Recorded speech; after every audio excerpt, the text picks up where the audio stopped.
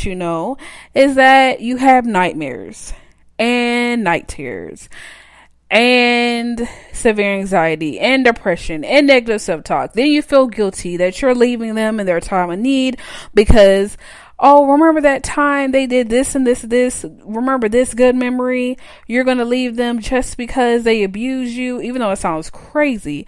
But, all this negative self-talk, you're still in fear. You're debating whether or not, oh, maybe I should, be with them because, everybody makes mistakes. I know I do. And he still stay with me regardless of mine. You know what I mean? And so you start guilting yourself and putting yourself as the villain. And there you go again. This cycle continues. Then with the outside talk, people saying, oh, your parents are great, they're so sweet. So there it goes again. Just like you were individually tucking away those traumatic and horrific moments, those people, that external validation, those people that don't live with you, the people that are not in your romantic relationship will say, oh, they're such a great guy, they're such a great woman, they're such great parents, they're such great grandparents, great uncle, you know what I mean? And so then you feel invalidated. You're like, you know what? Maybe I am overreacting. And then there you go again. And this is a thing. At Harley Therapy Counseling Blog, they also says, who are more susceptible to trauma bonding? They said, why are some people always hooked into abusive relationships and others not at all? They said, if you suffered abuse as a child or even neglect and have never sought to help to heal the wounding of childhood trauma, you are more likely to be attracted to relationships that repeat the cycle of trauma bonding. Okay. And this is why this podcast is so very important to me, because again, I did not know I was being abused as a child. I thought it was normal. I really did. And I just felt like, my parents, they had their own childhood trauma. They were doing the best they can, even though they were hurting me. I knew like someday I'll be able to make them proud. And someday I'll be able to help them heal, and I'll be able to listen to them, and I'll be able to show them so much love that one day they'll stop hitting me. That one day they'll stop saying horrible things about me. One day they'll stop sabotaging me. This will happen. And that's what I thought for 25 years. And I was really into the fantasy of, you know what? Let me tuck this negative thing. Let's not hold that negative thing that they did. They didn't do it in 2 months. They didn't do it in a month. And then, it gradually starts getting worse, right? So you argue once a month. Then you argue twice a month. Then it's once a week. Then there's, twice every week. Then it's every day. And what do you want? You want to get part of the trauma bond. You want to get back to the beginning when it was nice, when it was good. And you're holding on to that belief of, you know what? One day I'll be able to please them so much, and I'll be able to be the best person ever for them, that one day they'll be able to be that nice, charming person they were when I first met them. I'll be able to, with my behavior, with my actions, I'll finally be able to make sure that they love me and we can have good moments all the time. And we don't have to fuss and fight anymore, because because it's me. And the thing is, we have so much empathy for the abuser. Whatever they told us, what they went through, or they had a bad day at work, or they suffered as a child, whatever it is, we have so much empathy for them and what happened to them. But we've come into a point that we have no identity and no empathy for ourselves, which is why we definitely have to start building healthy boundaries, loving ourselves, and realizing it's not our fault. It's not our fault.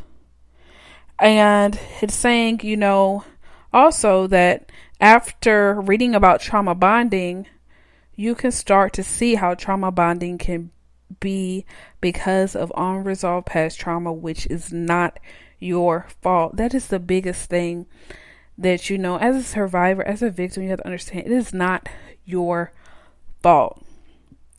It is not your fault. All you wanted is for someone to love you and you to love them back. That's all.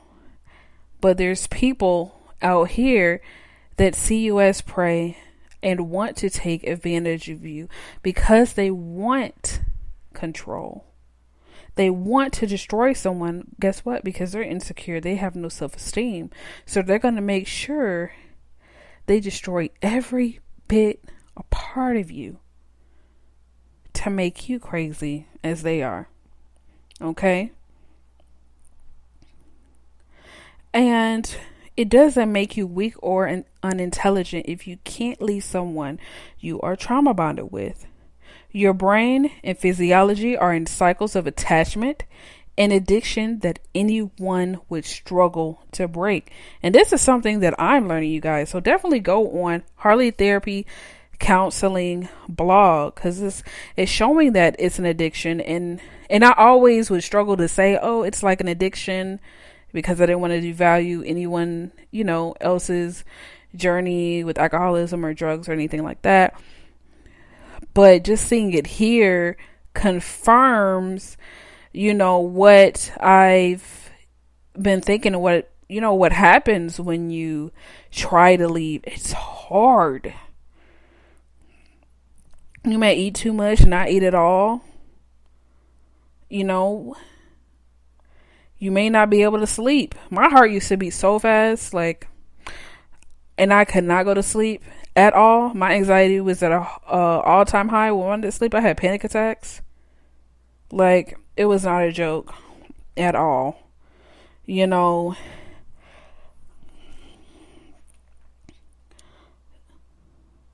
So what is recommended is that you seek the support of a counselor or a psychotherapist, because they can help you recognize the strength to step away from those harmful relationships, because you have the strength within you. Think about it. You stay this long in this toxic relationship and you're still here. You have the strength. Now it's about activating it into starting your personal journey to self-love, because you weren't meant to be demeaned and to be physically, verbally, psychologically, spiritually abused. You were not meant for that. That's not who you were meant to be. The abuser wants you to think that your calling on earth is to serve them and no one else. But it's not. You have a ministry. You have a gift.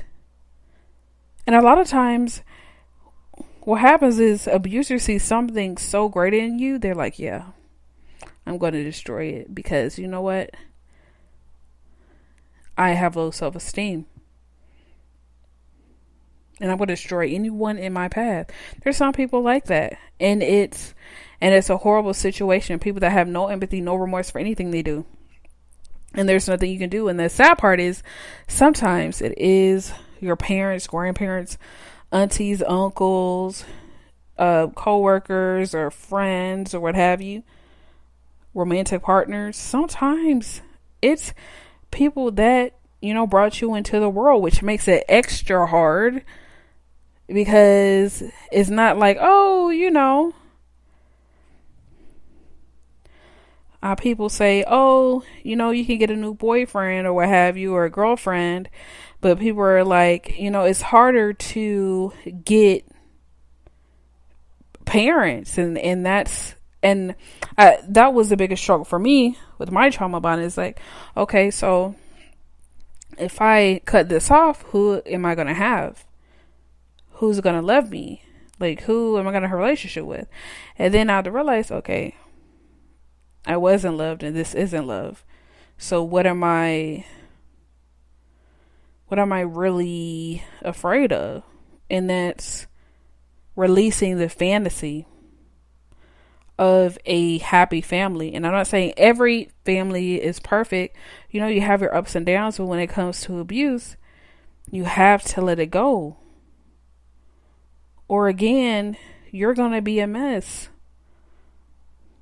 A pure mess because of what people are doing to you. And you have so much within you that you need to explore. You need to explore who you are. In Isaiah 43:1-3, it says, "Do not fear, for I have redeemed you. I have called you by name. You are mine. When you pass through the waters, I will be with you. And through the rivers, they shall not overwhelm you. When you walk through the fire, you shall not be burned, and the flame shall not consume you. For I am the Lord your God, the Holy One of Israel, your Savior." Do not fear. It's time for us not to fear anymore. It is time for us to not to fear. Because what the trauma bond does, it gives us fear of losing that connection with the one that we love, that doesn't love us. And that's just the reality of it. Because we're definitely in that fantasy state, unfortunately. And what happens day by day, a piece of our soul is being broken to pieces. And it's hard to admit what it is. I mean, it was so hard. No contact was really hard for me. And I just want to be really honest. It's not easy. So like when people say, oh, just leave, it's not easy either. It's hard. Because definitely a detox. I mean, I had to have people, supporting me. Mine was my husband. But it's really, really hard. Being extremely codependent to trying to, nurture yourself, be the mother you never had, be the parents you never had, is really hard. So in the very beginning, I believe it was a week or two after no contact, I got pulled over to police, by a police officer because I had all these other, fears of being late for work. So I went in the HOV lane. Because a lot of other stuff was going on that, I'll tell at a later time because it's a long story. But anyway, so the police officer pulls me over and I'm busting out crying. He's going to get the ticket.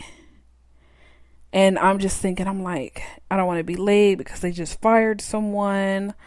And that's the reason I did the HOV lane, because at that point I went no contact. So I moved down to Georgia to live at my parents' house, but they were continuing to sabotage me and being abusive. And I was like, that's it.